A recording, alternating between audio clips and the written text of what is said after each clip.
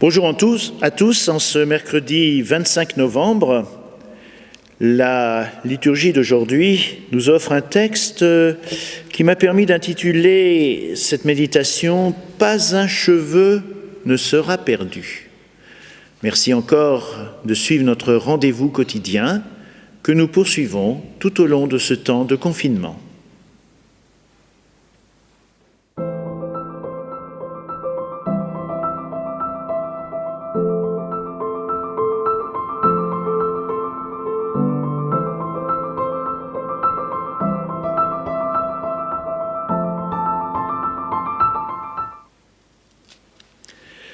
De l'évangile de Jésus-Christ selon saint Luc.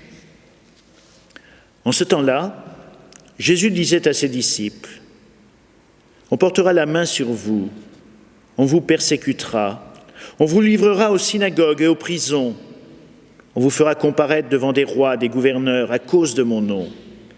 Cela vous amènera à rendre témoignage. Mettez-vous donc dans l'esprit que vous n'avez pas à vous préoccuper de votre défense. C'est moi qui vous donnerai un langage et une sagesse à laquelle tous vos adversaires ne pourront ni résister ni s'opposer. Vous serez livrés même par vos parents, vos frères, votre famille, vos amis, et ils feront mettre à mort certains d'entre vous. Vous serez détestés de tous à cause de mon nom. Mais pas un cheveu de votre tête ne sera perdu. C'est par votre persévérance que vous garderez votre vie. » Certains membres de notre communauté expriment très fort leur souffrance de ne pas pouvoir participer à l'Eucharistie, de ne pas pouvoir communier, recevoir en eux cette force que Jésus le Christ nous propose. Et parfois, leur déception leur fait considérer les mesures sanitaires qui interdisent les célébrations comme une forme d'injustice, voire de persécution religieuse, qui serait en consonance avec celle que vécurent jadis les premiers chrétiens. Un petit détour historique nous montrera que ce parallèle est hyperbolique. Il peut montrer une émotion, mais c'est exagéré dans l'expression. Reconnaissons que même si notre situation est éprouvante, elle est tout de même sans commune mesure avec celle qui fut imposée à cette première communauté chrétienne.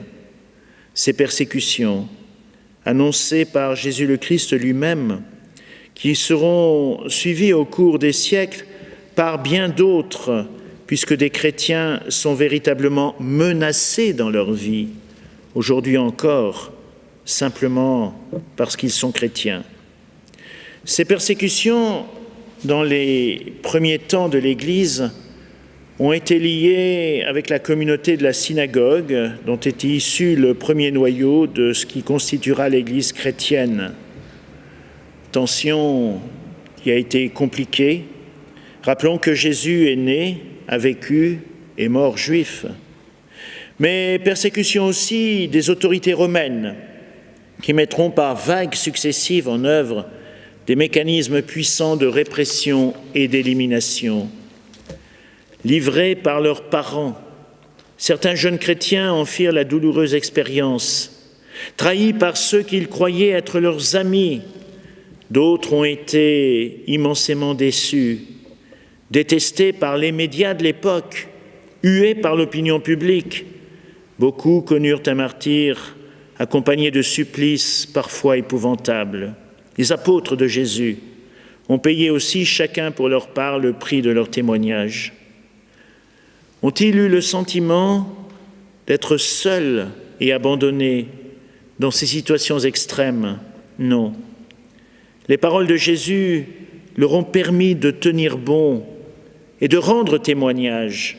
Martyr signifie témoin, rappelons-le. Et ces paroles, elles résonnent encore pour nous, même si nous ne sommes pas dans une si grande détresse et face à un si grand danger. C'est moi, dit Jésus, qui vous donnerai un langage et une sagesse à laquelle tous vos adversaires ne pourront ni résister ni s'opposer. Suivre le Christ n'est pas un combat solitaire et désespéré. Sa présence nous est promise, expérience quelquefois improbable que firent tant de croyants avant nous. Pas un cheveu ne sera perdu, nous dit Jésus. Une manière très délicate de nous assurer de sa sollicitude. Et ce langage et cette sagesse qui nous sont promises ne seront pas autres que le langage et la sagesse de l'Évangile. C'est ce que nous sommes invités à vivre à travers l'épreuve que nous connaissons. Demandons à l'Esprit Saint de nous accompagner sur ce chemin de la confiance et de cette sagesse si simple que les enfants peuvent la comprendre, mais si forte qu'elle peut changer le monde.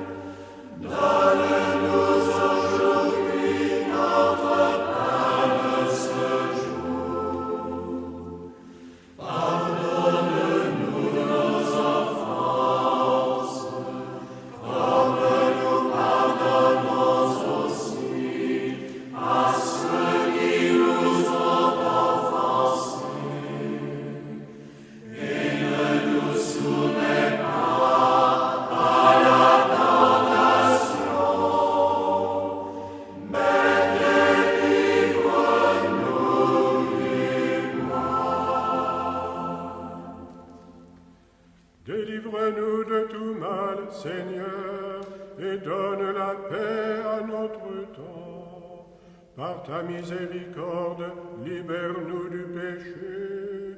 Rassure-nous devant les épreuves, en cette vie où nous espérons le bonheur que tu promets et l'avènement de Jésus-Christ, notre Sauveur.